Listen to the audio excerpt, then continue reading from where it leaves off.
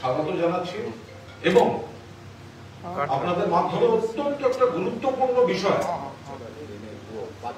বৃহত্তর সমাজকে জানাবার জন্য আমরা সকালে আজ আপনাদের মুখোমুখি হয়েছি। আমাদের মধ্যে রয়েছেন মাননীয় মহানাগরিক ফিরহাদ হাকিম, রাজ্যের মাননীয় মন্ত্রী, দুই প্রকাশে রয়েছেন সাংসদ সামিরুল ইসলাম, এপাশে মৌসম বেনজির নূর, এবং যে বিষয়টিতে আপনাদের দৃষ্টি আকর্ষণের জন্য এবং সকলকে জানাবার জন্য বলা, মাননীয় মুখ্যমন্ত্রী মমতা বন্দ্যোপাধ্যায় এক্স হ্যান্ডেলে পোস্ট করেছিলেন, সমাজ মাধ্যমে জানিয়েছিলেন যে কিভাবে দিল্লির উপকণ্ঠে সন্ত্রাস চলছে বাংলা ভাষী ভারতীয়দের উপর।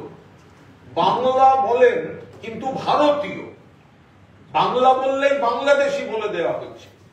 সারা দেশের বিজেপি শাসিত রাজ্যে যে অত্যাচার চলছে সেটা এতটাই ঘৃণ্য এবং নিম্ন রুচির জায়গায় পৌঁছেছে যে মায়ের কোল থেকে বাচ্চা নিয়ে বাচ্চাকে আক্রমণ করা হচ্ছে, একটি শিশুকে আক্রমণ করে তাকে রক্তাক্ত করে দেওয়া হয়েছে।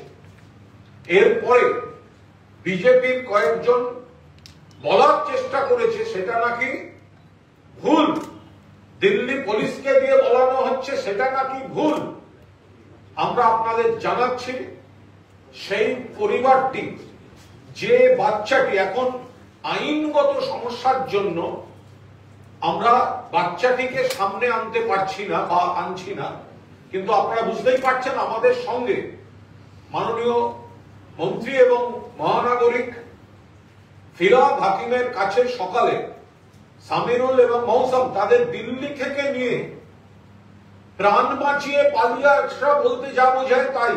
কারণ প্রথমে তো অত্যাচার করেছে, তারপর যেই মমতা বন্দ্যোপাধ্যায় তার প্রতিবাদ করেছেন সঙ্গে সঙ্গে হুমকি শুরু হয়ে গিয়েছে যে এগুলো তোমরা বাইরে বলবে না।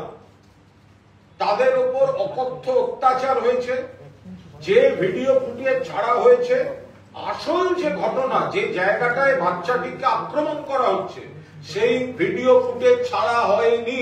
সেই ভিডিও ফুটেজ ওরা ছাড়ুক। যেখানে পরিবারকে আটকে রেখেছিল, যে পরিবারকে কার্যত ব্ল্যাকমেল করে টাকা নিয়েছে, তোলাবাজি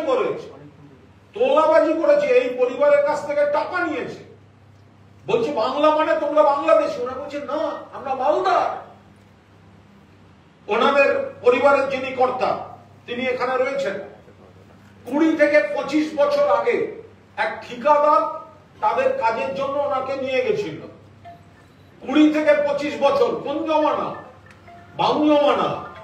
যারা বড় বড় কথা বলছেন তারা জেনে রেখে দিন, এই ফ্যামিলি প্রথম গেছে 20 বছর আগে। এবার যা হয়, উনি ওখানে কাজ করছেন একজন ঠিকাদারের আন্ডারে। সেই ঠিকাদার যখন আবার বলে আরো লোক দাও, আরো লোক চাই, তো তখন সে বাড়ির লোকের কাজের জন্য অটোমেটিক্যালি তার বাড়ির লোকদের নিয়ে আসে। ভারতবর্ষের মধ্যে আছে। তো এই জায়গায় যে অত্যাচার হয়েছে, আজ বিজেপির মিথ্যার মুখোশ খুলে গেল।